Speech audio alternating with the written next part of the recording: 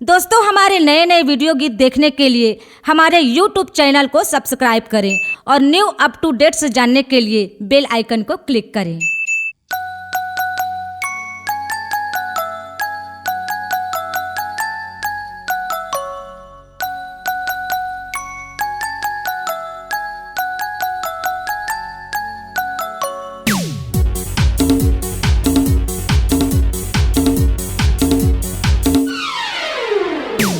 जल्दी आना, ज्यादा छल सताना, प्लीज जल्दी आना, ज्यादा छल सताना। सुनना डियर मोर मकान है, तेरी मम्मी के आए के टाइम है। सुनना डियर मोर मकान है, तेरी मम्मी के आए के टाइम है।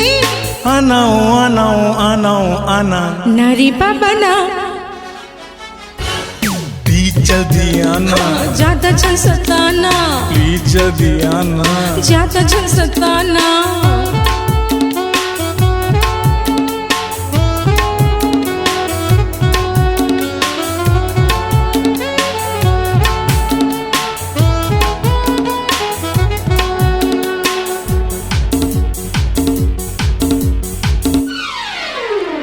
प्यार कैसे करो नमूना दिखा, रोमांस के नवा फार्मूला बता। प्यार कैसे करो नमूना दिखा, रोमांस के नवा फार्मूला बता। लाइट लपुताना, फिर का झलो धाना, डायरेक्ट तयाना, सॉरी अभी जाना। सुनना डियर मोर मकान है, तेरी मम्मी के आए के टाइम है। सुनना डियर मोर मकान है, तेरी मम्मी के आए के टाइम है। आना आना आना आना, नारी बाबा ना, प्लीज जल्दी आना, ज्यादा छल सताना, प्लीज जल्दी आना, ज्यादा छल सताना।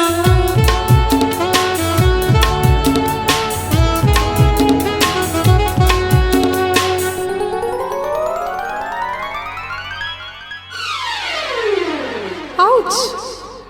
हे हे हे हे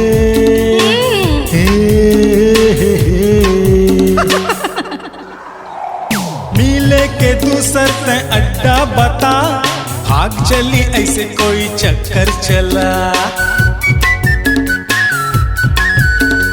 मिले के दूसर ते अड्डा बता, भाग चली ऐसे कोई चक्कर चला। मोबाइल लगाबे, नंबर बताबे, मिस मत करबे, किस कब देबे। तेरी मम्मी के आए के टाइम है। सुनना डियर मोर मकान है, तेरी मम्मी के आए के टाइम है। सुनना डियर मोर मकान है। आनाओ आनाओ आनाओ आनाओ, नारी बाबा ना, प्लीज जल्दी आना, ज्यादा छल सताना, प्लीज जल्दी आना, ज्यादा छल सताना।